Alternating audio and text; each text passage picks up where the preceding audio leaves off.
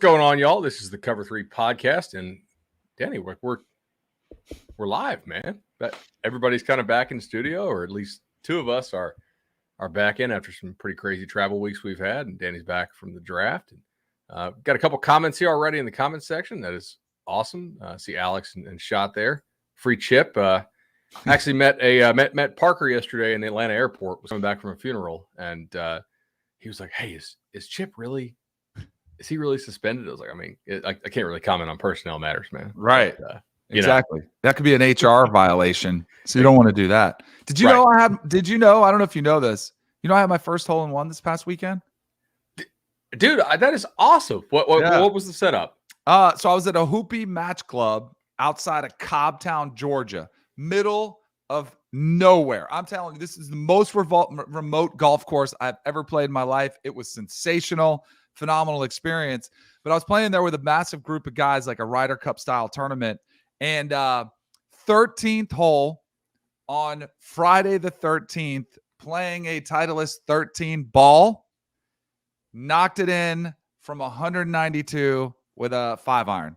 Yeah. So this is a real one. 192. Yeah. I mean, that's it was a good shot. The thing that's crazy about it, I did not realize it when I hit the ball that it was in. The caddy was like, I think that has a chance. And I'm like, no, but he knew the undulation of the green, because it definitely, like, if it would have been a, on TV camera shot, it would not have I think it would have rolled up the hill, come back down, and went in off the rebound. So it was pretty cool. I'm fired up because you know how much it pained me for the last, 30, 40 years when I'm asked, hey, do you have a hole in one? You have to say no.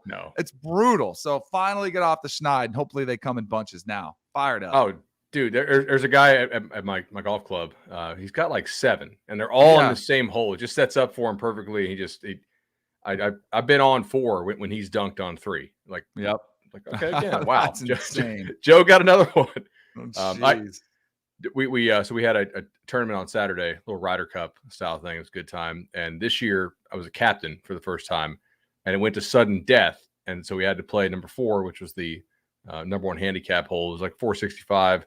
And I was planning on just hitting 3-wood off this thing and figuring, like, okay, this other guy, I'm not a great golfer. He's not a great golfer, but he nuts one. I was like, damn it. So now I got to pull the big stick here and hit it, and did. And I hit it. So he was away, and he dumps his 5-wood into the short-sided bunker to a tiered green. Yep. And I was like, all right, like, I'm just going to hit 7-iron here. Did it. Good position, chip up to the appropriate tier of the green. He's short-sided out of this green side.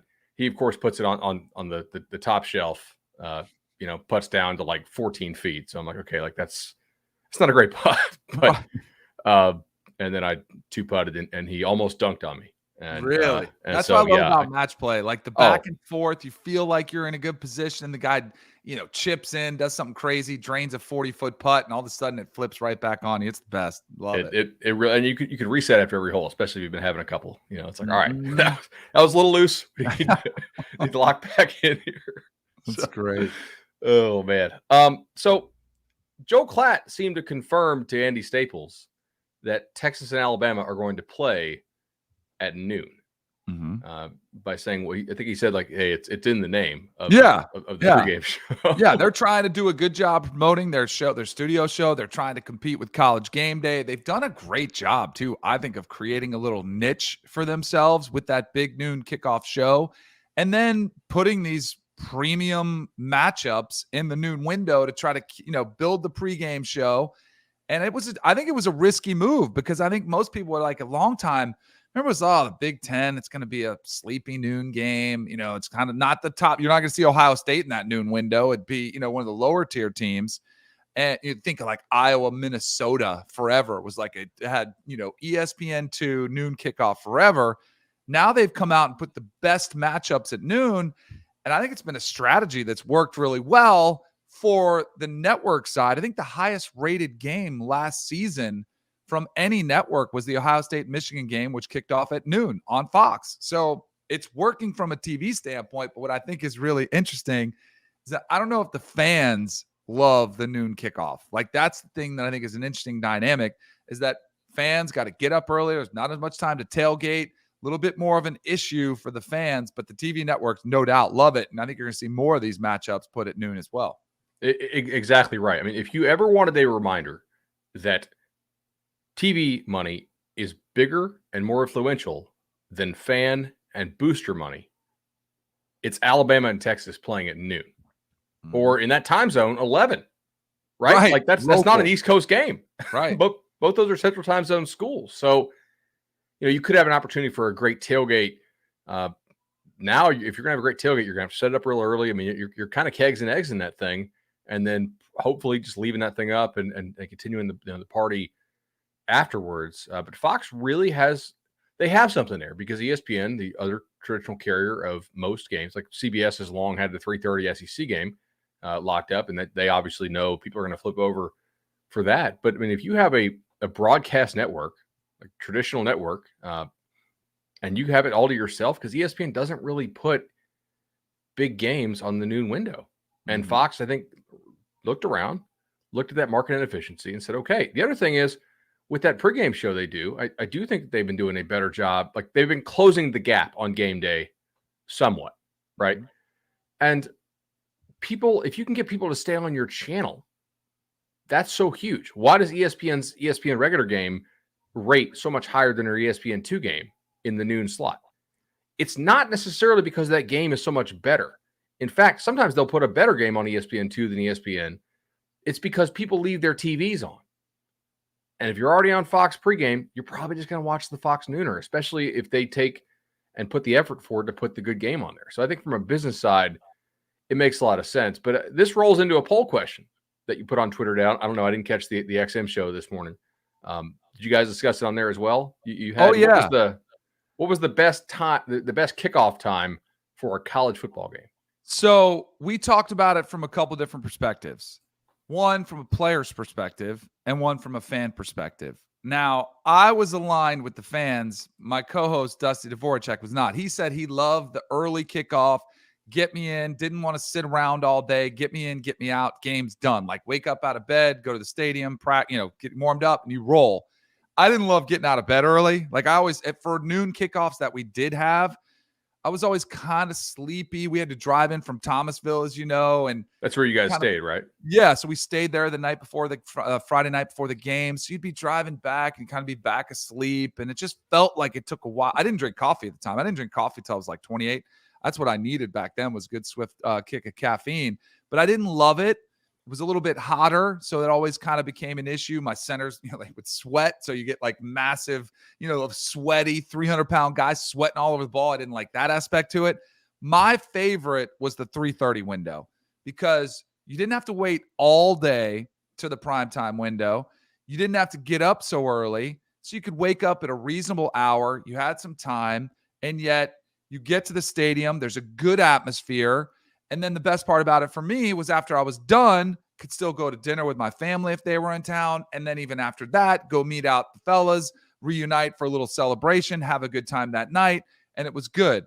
The 8 o'clock game was fun from an atmosphere perspective because the stadium was going to be rocking. Kickoff, people you could feel the energy build, but you had to wait in your hotel room all day. You're sitting around all day. It's very antsy, and it is like you're just all this pent up frustration. And then for me, a lot of times by the time the game is over and you do media and you get treatment, whatever it is, it's 1 a.m. Now in Tallahassee, you could definitely go out and find a part if you wanted to, but a lot of times you were kind of exhausted, just done. And I know a lot of people have to drive home after the game. Like you might have young kids. So I don't know. For me, 3:30 is the sweet spot from every perspective. I just think it's the best time. You can have plenty of time to tailgate if you're a fan. You can watch the games after the primetime games that are after some other college football games. I just thought 3:30 was the best time out there. I think you're right, man. I said on Twitter we would debate this, but I do think, especially if you're in the Eastern time zone. Now, if you're out west or something like that, then that's a different conversation entirely. I actually think the Mountain time zone is the best time zone to watch games in. Yeah. Because you're getting up, you don't have to get up watch an 8 a.m. game, but you can watch a 10 a.m. game, and you can watch a 1:30 game, and it, but 3:30 from a fan experience is pretty ideal, I think, for most people, because a lot of the spots in the stadium are going to be shaded, at least in the second half, which, depending on the orientation of your stadium, the two I go to most often be Tallahassee and Baton Rouge. And those, if you're on the eastern seats, you are going to get fried in those stands. If you're on, if you're on the booster side, you get a little shade there. That definitely plays into it a lot. For a 3:30 game, if you live, all right, 2-hour drive home and under. So if you live in Birmingham and you're going to see a game in Tuscaloosa, if you had a 3:30 kick, and I know they're 2:30, so let's kind of, or let's just use Athens to where, like the south side of Atlanta or something like that, to simulate a 2-hour with the traffic stuff. You're going home that same night, right? And so the kids are 3:30.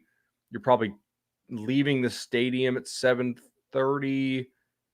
If you pack up the tailgate before, it means you're on the road by 8, so you're home by 10. Like, that's a pretty ideal commute, and you can also commute there the morning of.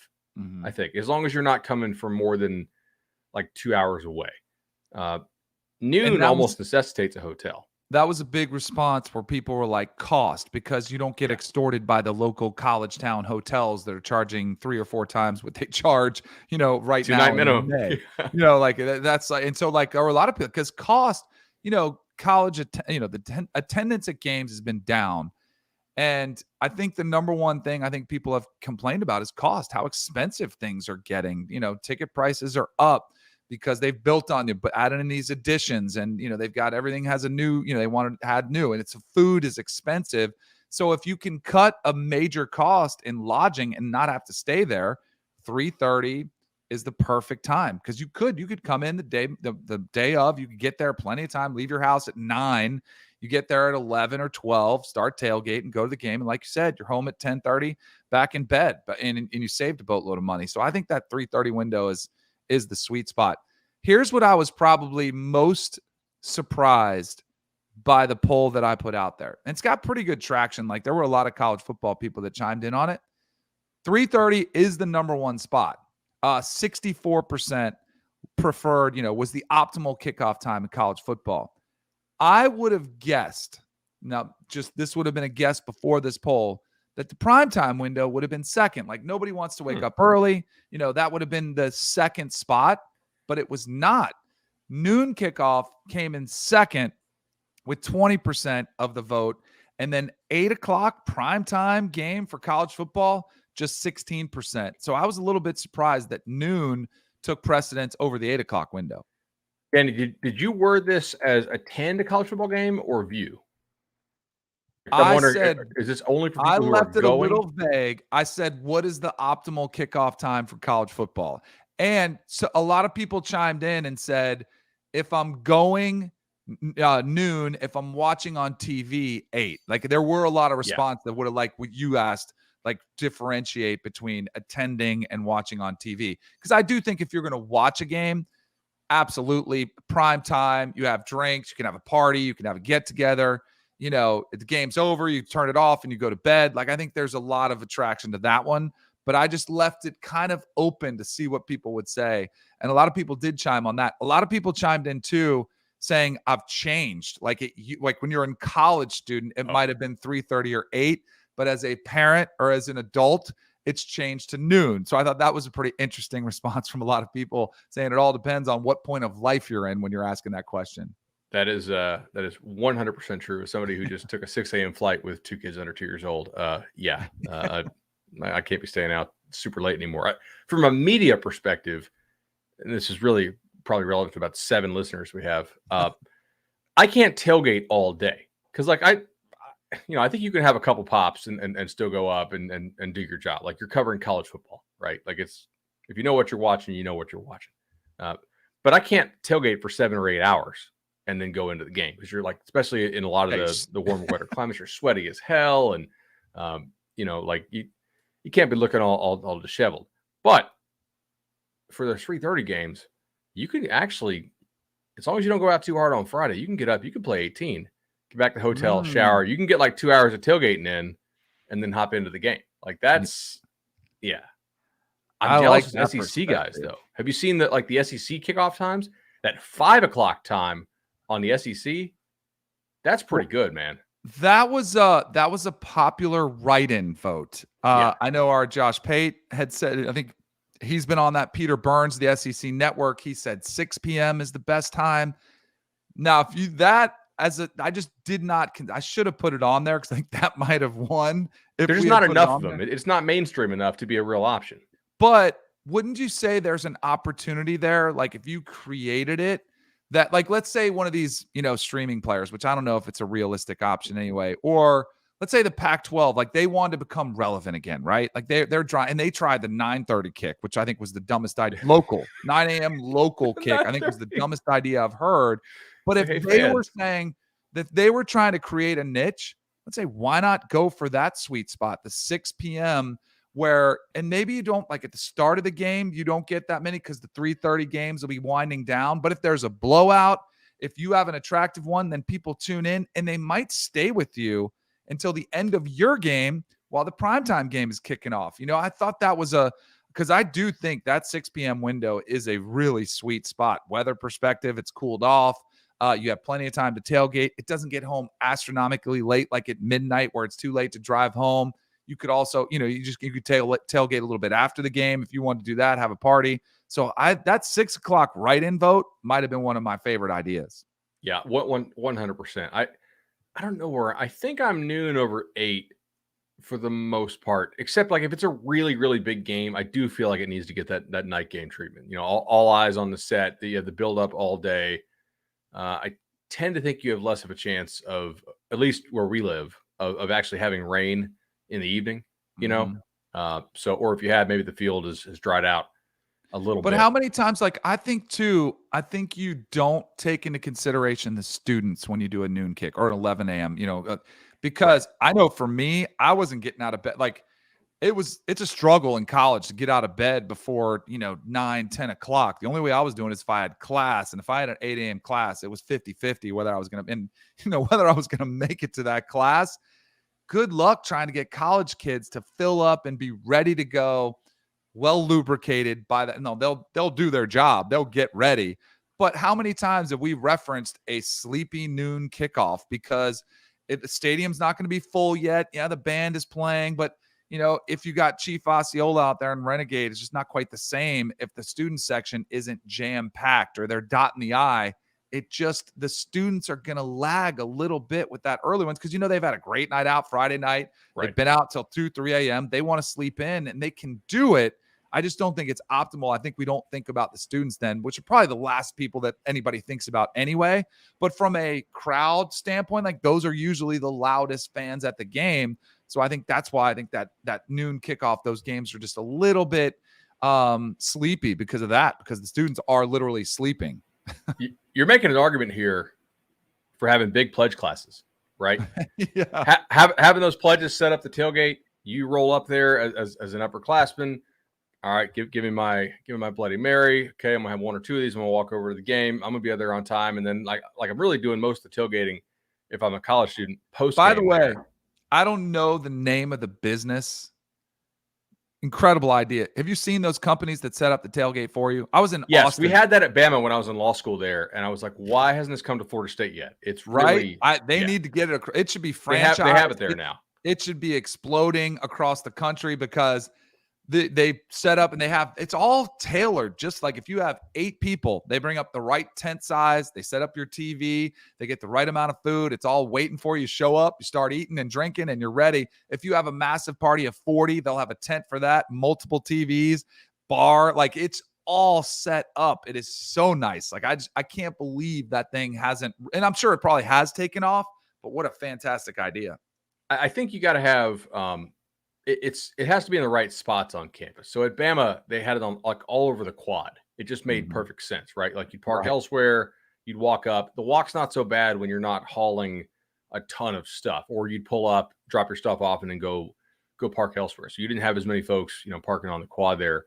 At FSU, they do it sort of outside the baseball stadium.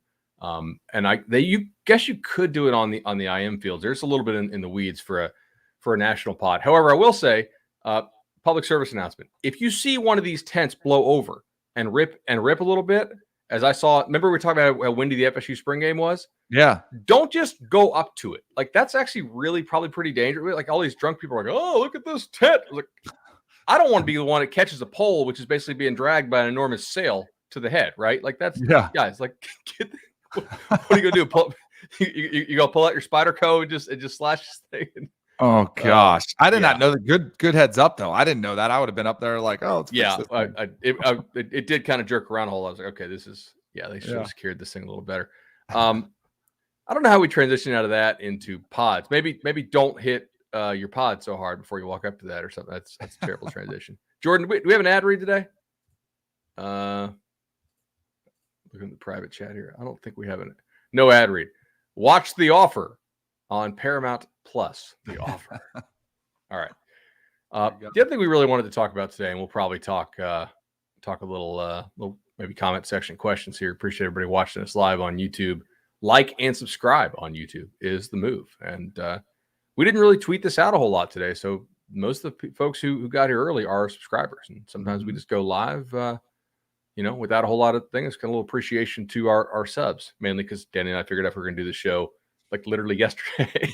So, talking about pods and different scheduling models, maybe a decade ago, Jim Delaney and those guys for the Big Ten got the rule passed that you had to have divisions if you wanted to play a conference title game, and then the rule was modified unless you wanted to play a round robin like the Big 12 did, because you didn't have enough teams to have divisional play. But now it seems like nobody's really wanting to hold hard and fast to that rule, and since it's getting eliminated, you're seeing a lot of leagues talk about how are we going to do scheduling going forward. The ACC almost certainly is going to go to pods or something close to pods, I would say. And the SEC, they have their meetings coming up, I believe in June, right, in Destin, and there'll be a lot of discussions about that, namely like who gets to play Vanderbilt, Barton, on an annual basis. And the Big Ten could also be looking at going to some sort of different scheduling model. And the main reason for this, I think there's a couple. It's business. ESPN, ABC, CBS, they all want to, Fox, they all want to have better quality conference championship games. And on the conference side, they like that. They want to make more money with those conference title games, but they also don't want to have some 7-win team, have a great day and steal their bid. So they want to get their two best teams in that conference title game as often as possible. And going to this and eliminating divisions and basically just having the two top teams go, even though it pretty likely could produce a rematch result, it's still going to create a better quality game for the fans, which has been an issue a lot of times, right? I mean, how often does Ohio State, Michigan feel like the Big Ten championship game? Mm-hmm. And then we play the Ohio State, Wisconsin game. It's like, all right, how plucky will Wisconsin be this year? Can it hang around for 10 minutes or 25 minutes or maybe 35? And then all of a sudden 56 nothing. Yeah, right. 0 minutes. Right. Where do you want to, is there a kind of an overall thing you want to start with this, or is there a league you want to discuss first? What are your kind of No, I just think, and I've seen some of the ideas that are out there.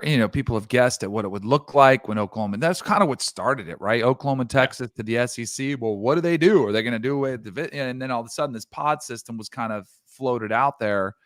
And then I saw some people talking about the ACC, looking at hypotheticals. I think the number one priority would have to be, you have to preserve the traditional rivalries, right? You have to maintain so that you don't lose, I'm trying to think of one at Florida State, Miami. That's perfect. Right. Like, you don't want to lose that. So you have to make sure those teams play every year in that, make sure they're in the same pod. I also think one of the things that really is something I think should be prioritized as well is that every 4 years you played at least everybody once. From a player standpoint too, I think that's like you want to be able to say you played at every place. And if fans want to travel and see different stadiums, different environments, tailgate at different, what's the tailgate scene like? I think that should be a priority too. Other than that, like I'm a huge fan of doing away with divisions. I don't want to see Clemson play. No offense to Duke, but I think that was one of the years, and Clemson Duke gave him a pretty good run, but like there was a year I think Duke was 7-5 and played Clemson in the championship game. I think he played FSU. Yeah, Clemson played Was it a Georgia Tech team they just crushed? I think. Yeah, there have been some lopsided matchups because of the divisions that are there. So I'm a massive fan of that. The pods thing, I don't get too fired up on. I'm just like, tell me what they're going to be and make sure that we don't lose these rivalries. That's kind of been my mentality with it. And I also think I'm more interested in the bigger, like, let's make sure everyone's playing 9 Power 5 teams. Let's make sure, or even 10. Like, if you want to go 10, I'd love that. Those are kind of the things. When I look at the pods, I'm like, yeah, they're interesting. Let's make sure we preserve the rivalries. And I think maybe there's a possibility to create some new ones. I saw Andrea Adelson from ESPN. She put out a pod and she had, Florida State's 3 consistent, teams that were going to be Miami, Clemson, and Georgia Tech. I think it's like, that's great. Like, I love those because Georgia Tech used to be a nice little rivalry with Florida State. We had some fun matchups with them. It's Miami, also the most drivable game for them. Yes. So like, that's huge. And like, those types of decisions need to consider all of that for fans that like to travel and kind of for some of those traditional rivalries to continue. Dan, I think the point you brought up about making sure you play every team at least once in 4 years is a really important one. For instance, A&M, they joined the SEC in 12, was it? I think. Yeah, I think it's been 10 years, I think. Georgia has not made it down to College Station yet. A&M's gone to Georgia, but Georgia has not made the return trip yet. Right. This will be the 11th year they've been in the league. Right. And still not scheduled to do it. Like, that's kind of crazy to me. At that point, when you get to 14 teams and 16 and 18 teams, you don't really have a conference. You more have like a scheduling agreement. It's going to be, I don't think the ACC is going to be that hard in terms of keeping most schools happy because the ACC is so new in terms of the additions that there's not like, I don't think there's any team in the ACC that considers that they have 4 rivals within the league. I mean, I was struggling to come up with like really good ones myself. Like, when I was thinking, I was like, Florida State, Miami is easy, but dive past that, and it's like there's some good rivals, like Duke, UNC. It's a good rival, and I think you should maintain that. And then see the triangle there. I think it's important to maintain those, but it's not like those are long-standing college football traditional rivals. Louisville actually would be a tougher one to figure out because, like, assuming you want to try to match up all the triangle teams against each other in some form or fashion, who are you going to give Louisville? Like, that's like, are they going to play UVA and Vatech or something like that? I don't know. Was that Wake Forest with the stealing scandal? Wasn't that? Yes, it was. Yeah, maybe create that one again. Now, on the other hand, the SEC is going to create a lot of hollering because for competitive balance reasons, I'm sure some people will complain about, but those are going to quickly give way, I think, to the TV ratings. ESPN's going to be like, we're paying you how much money for all this stuff? We're going to get our best teams to play each other pretty much all the time. It's just the exact same thing. Like, would Florida State and Clemson really want to play each other? It kind of adds an extra half loss, per year to whichever team is good at the time. Recently, it's been Clemson, and usually those games are kind of blowouts in either direction. But in the SEC, you have a lot of sort of one-sided rivalries, like games where one fan base thinks it's a rivalry and the other fan base is like, whatever. Like, Bama, Arkansas. Yeah. Right. Arkansas is like, oh, we're a thorn in Bama's side. And I'm not saying Arkansas is fair. It's been everybody. No offense, Jordan, but Bama, Tennessee, like for the cigar game, like hadn't been close, but it's a great rivalry and you don't want to lose it. But it's a tricky one. Auburn is by far the trickiest one here because in the 80s, Auburn, Tennessee was always a big rivalry. In the 90s, Auburn, Florida was always a big rivalry. And that went away after the SEC title game somewhat. And then even more away when you added Texas A&M and Missouri. But if you're Auburn, okay, like the one you're definitely preserving is Iron Bowl. All right. Then you have the Deep South's oldest rivalry, which is Auburn, Georgia. So you're keeping that one, I assume. Yep. All right. Then you got, assuming we only have 3 protected games here, are you giving them LSU, Tennessee, Florida, or, I mean, if you're Auburn, do you want that? Right, because then you talk about a gauntlet. How big a rival do you really feel these teams are, or do you all of a sudden have a little kindred rivalry with Vandy? Yeah, definitely. Right, because I mean you're absolutely because and that's where. But do you Like, look, we were talking about Alabama, Tennessee, kind of laughing about it.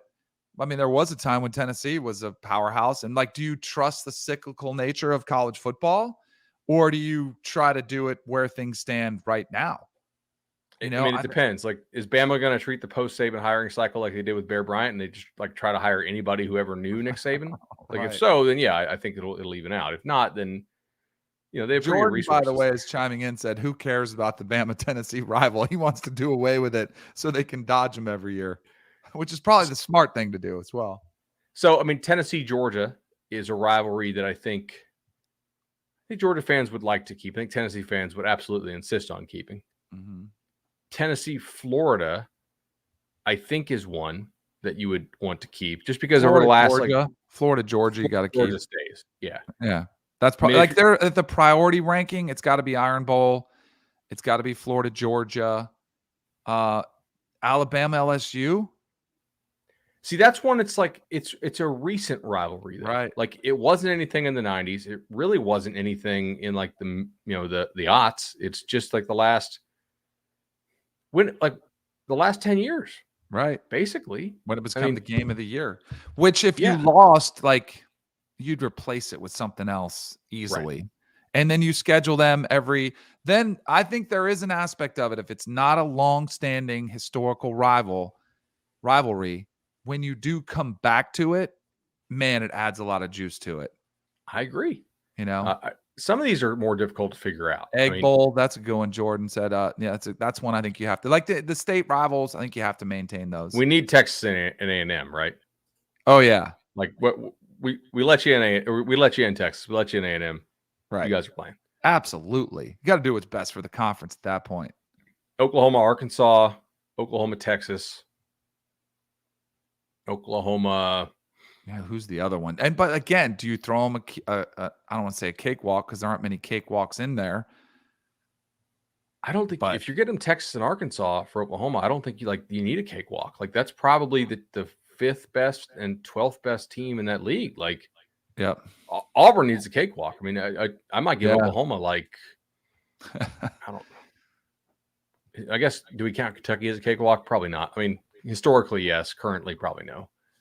But I still think that would be considered easier out of these opponents. Mississippi State, I still think would be considered an easier opponent. I know that, and then both of them had great years. And I think what do you do with Ole Miss? I mean, I think they're historically. It depends on what part of history you're talking about, but I would say, be an easier opponent. I know they're coming off an incredible season, but I just Egg Bowl, LSU, and for Ole Miss, I think so. Yeah, and who else? I don't know. Like, this is another one. Like, LSU Arkansas is traditionally a day after Thanksgiving game for most of our lifetimes. Yeah. Do you keep that? Like, this is there's going to be some horse trading going on. Yeah. In Destin, man. Yeah, they are. I love this. I mean, you put Vandy with Ole Miss? Like, they're the annual rival right now, but I mean, that feels like one of those forced rivals. Vandy, Tennessee, but then you take away from one of Tennessee, like, just as a regional. Jordan arguing for Vandy, Tennessee? I don't know, but I would if I was him. But I mean, there's some of these, like, OU Missouri regional? Could work. He is right about that. They used to be conference opponents. Yeah. Yeah. And it's a little bit of a breather as well. But I mean, shoot, when they came in, they made back-to-back championship games. That's why I wonder if you just, like, at some point, Greg Sankey's got to say, look, we're rolling with this. You guys can complain and you guys will forget about this in 2 years, although they won't forget about it ever. It depends on, like, how we're even determining a national champion. Who knows how that'll be, Right. Exactly. Who do you think is the big winner in this, SEC wise? Or is there an obvious loser? Like Mizzou, what about Mizzou? Like, who do you pair with Mizzou?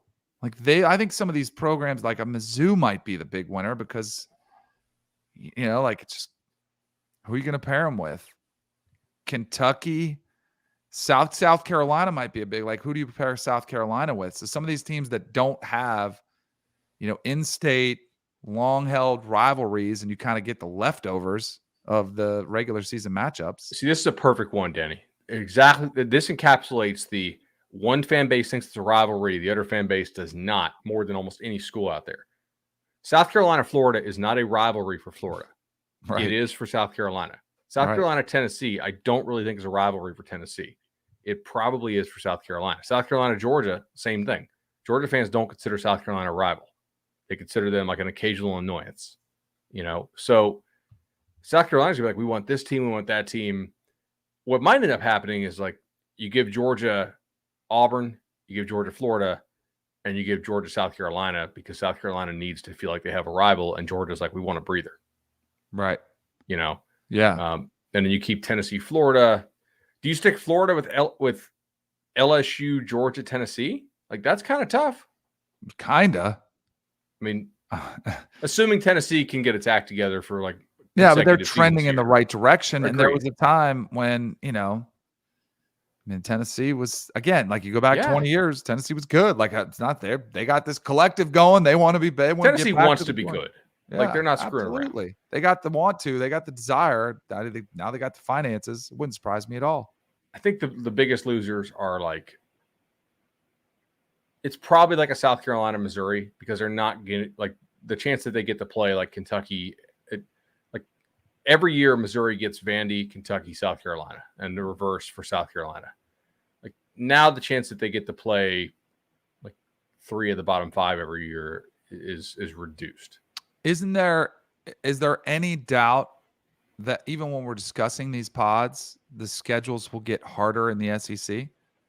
Because if you've been an East team, you've had, and you get lucky on the crossover games, like you can because even Georgia's schedule last year, Georgia's schedule this year, it doesn't look like it's that much of a gauntlet, but all of a sudden, if you start creating and pairing some of these East teams, like you're not going to be able to dodge some of these teams in the West. I don't know. I think it'll be interesting because I think the schedule that we always thought was tough is going to get even tougher if they go to pods.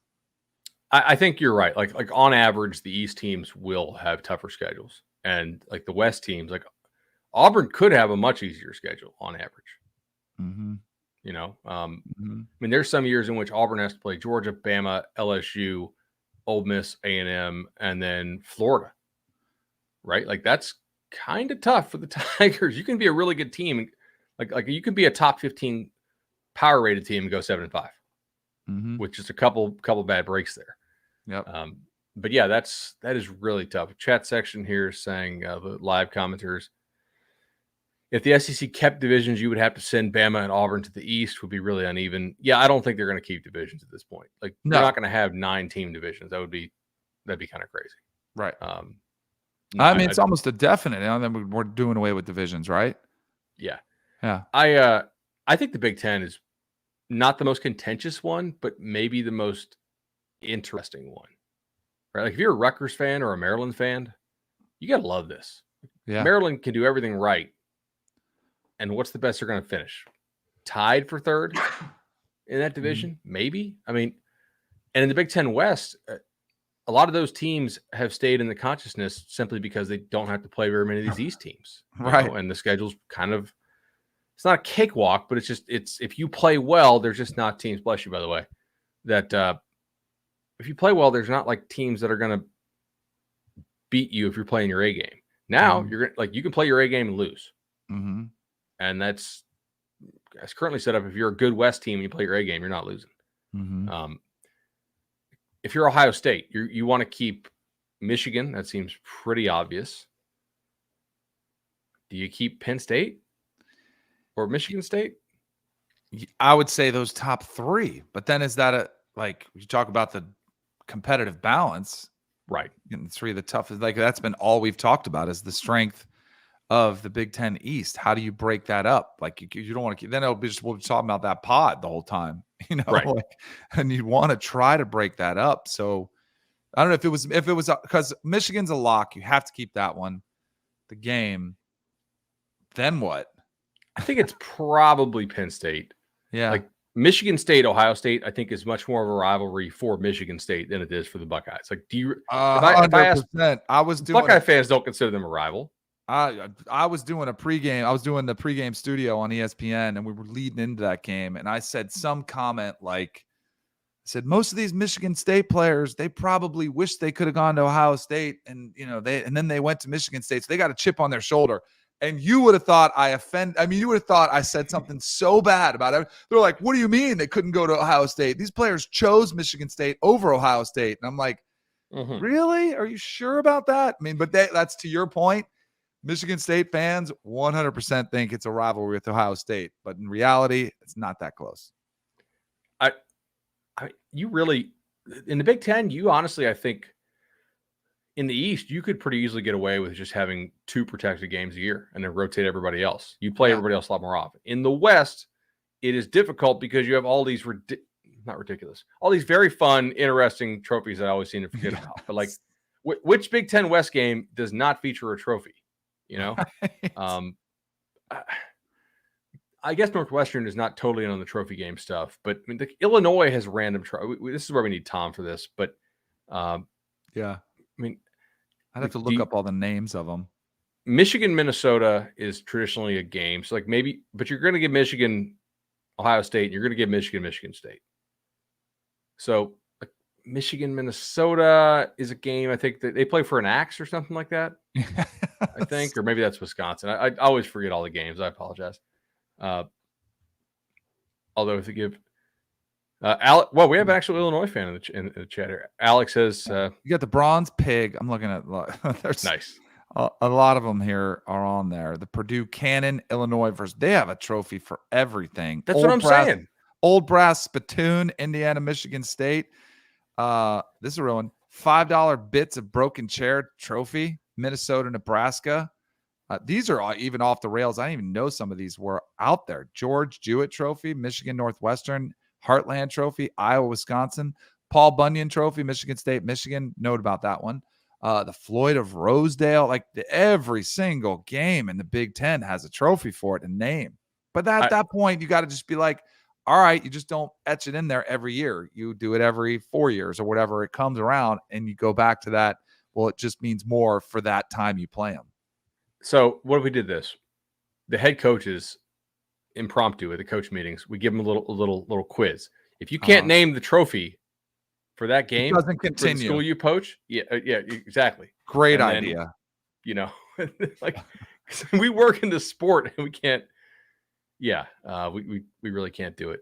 No doubt. But if you go 2 and they have a 14-team league, I mean that could really. You're playing every team every 3 years. Mm-hmm. That's pretty nice. Yeah, it's great. I don't know. I seem to like that one. Let us know in the comment section if we we may be on tomorrow taking a little like live mailbag stuff. We'll see how the schedules work out. If we do, it'll be 11 a.m. like we normally do on Thursday.